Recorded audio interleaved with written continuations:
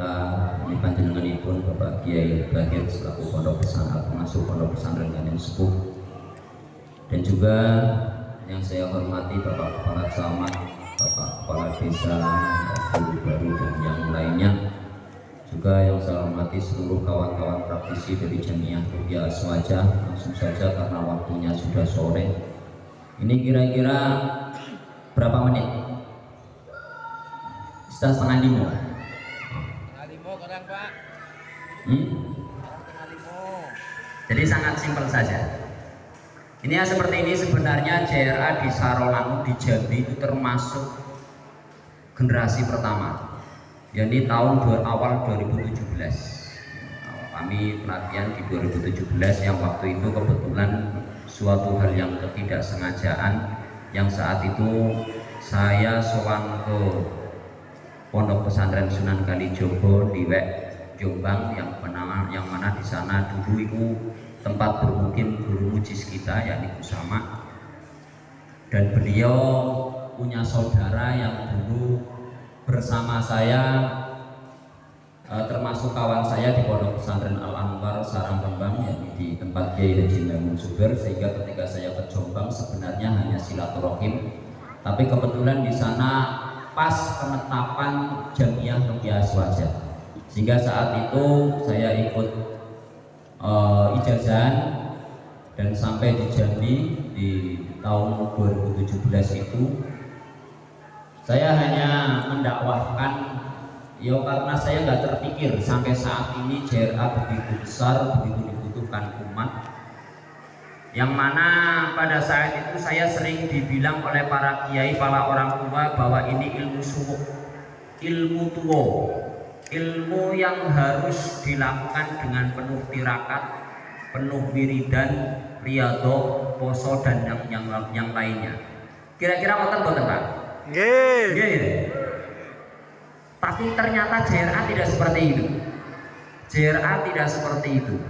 Sehingga itu yang awalnya saya menjadi daya tarik dan untuk mendakwahkan agak berkecil hati.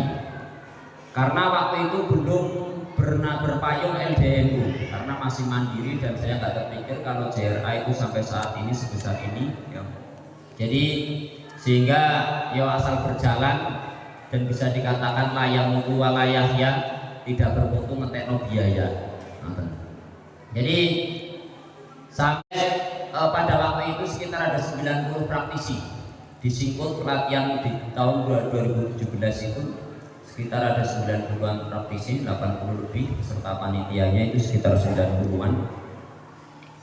Sehingga pada tahun 2019 JRA diakui oleh LDNU, begitu nampak jelas bahwa JRA benar-benar diridhoi oleh Allah, insya Allah. Dengan bukti apa? Dengan bukti diridhoi oleh para ulama, para kiai, kita dinaungi oleh NU. Maka dari itu besarnya JRA tidak bisa kita melepaskan NU. Tetap NU adalah orang tua kita, NU adalah ayah kita, NU adalah payung kita.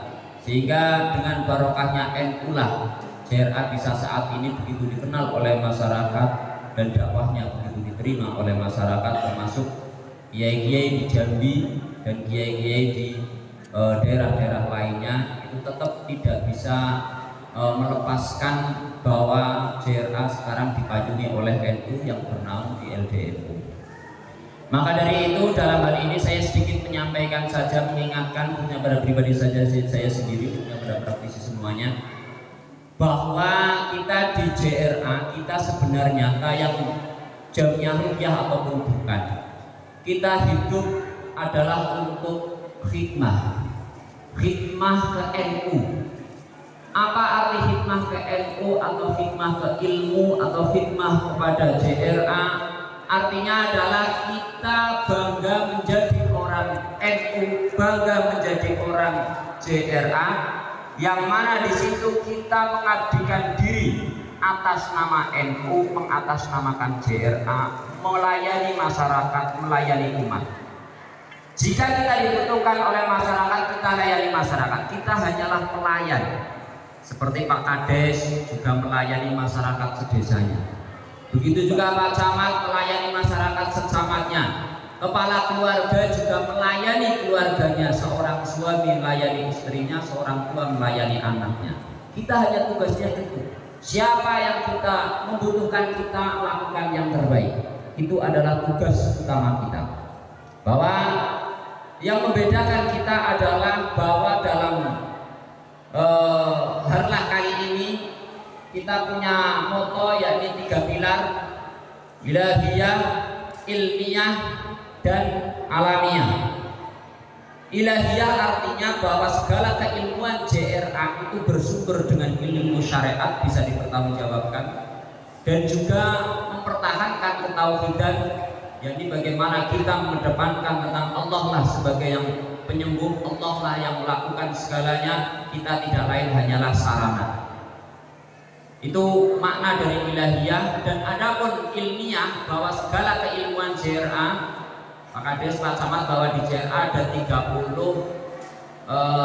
skill, 36 cabang ilmu kesehatan, termasuk bekam, totok, hipnoterapi, atau mungkin hipnotis. Cuma itu punya bahasa yang kurang etis dalam akidah kita, sehingga diganti dengan istilah tasfirul Quran, yang sebenarnya itu punya prosedurnya agak mirip, cuma agak beda, tetap porsinya beda karena kata hipnotis terkesan negatif, sehingga di bahasa kami agak kurang enak dengan bahasa itu.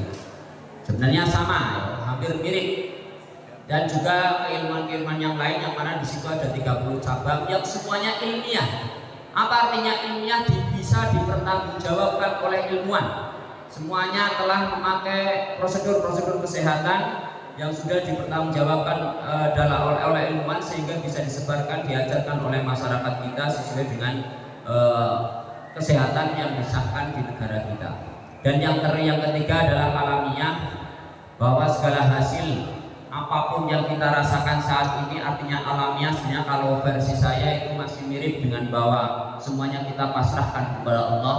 Wa qala innani minal muslimin, bahwa kita hanyalah orang yang pasrah, berserah diri pada Allah, bahwa hasil apapun itu bukan rekayasa, bukan seandainya hanya dengan diruqyah baca Al-Fatihah kata Pak PW kita tadi, dan itu banyak terbukti, maka itu adalah hal alamiah, bukan hal yang rekayasa.